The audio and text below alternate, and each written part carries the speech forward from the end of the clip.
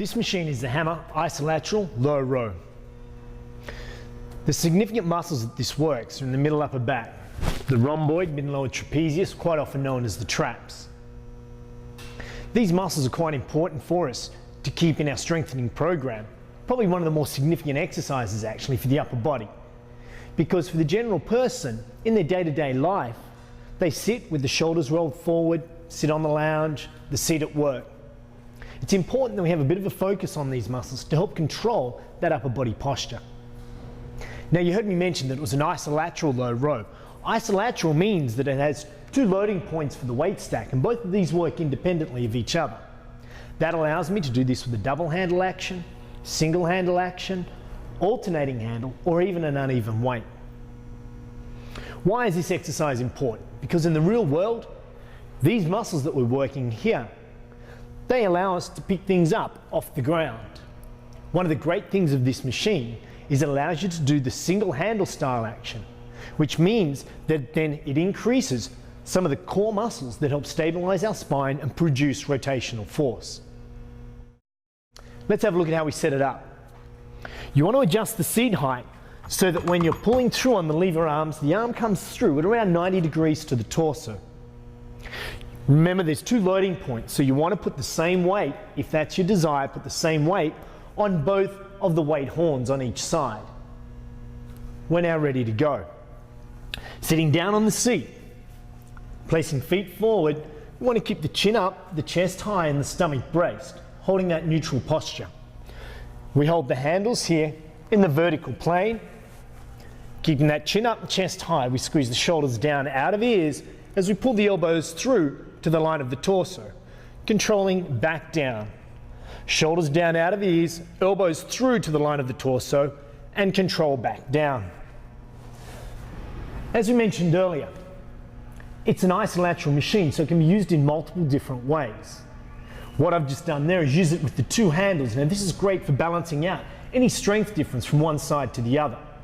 We can also use it in a single handle mode. In a single handle mode, you've got two options for hand placement.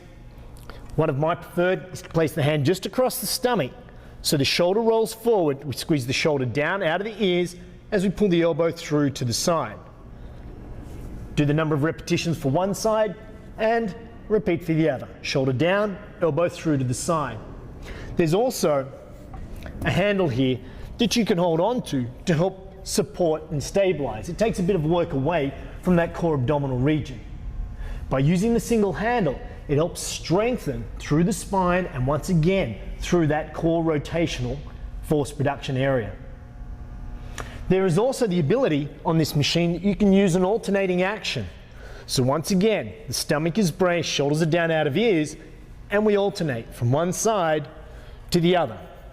A benefit of this is that it is alternating the muscles that are required to stabilize through my spine and those that are producing the force through that core rotational. If somebody's coming back from injury, you can possibly use an uneven weight so that the side that is being rehabilitated can lift a lighter weight but still work, whilst our predominant or side that is not injured can lift its normal weight. Some of the common mistakes that you'll see on this machine.